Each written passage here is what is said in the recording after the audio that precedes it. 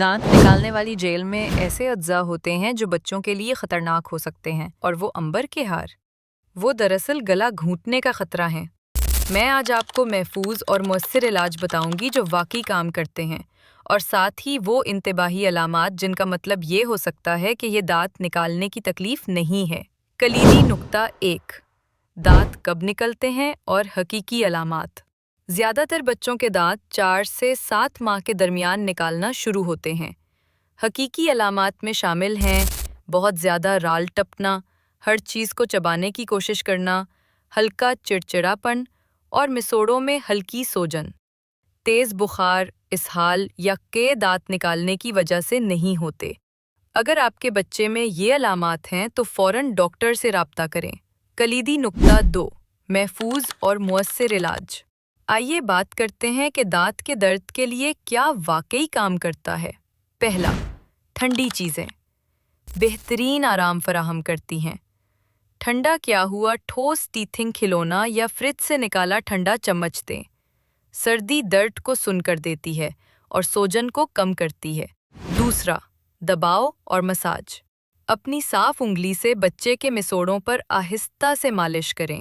ये आसान, महफूज और मुअस्सिर है। कलीदी नुक्ता 3, किन चीज़ों से बचना चाहिए। खतरनाक मसनूआत। अब बात करते हैं कि क्या इस्तेमाल नहीं करना चाहिए।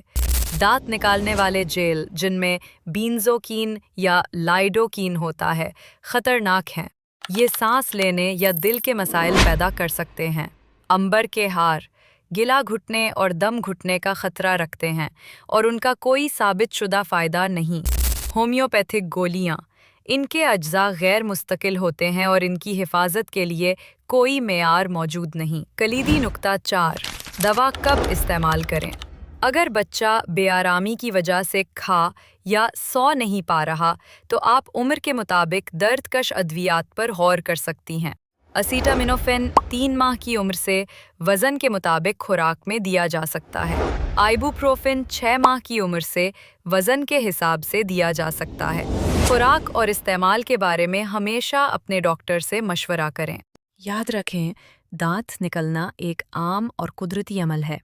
ज़्यादातर बेचैनी हल्की होती है और महफूज, सादा इलाज से आसानी से संभाली जा सकती है।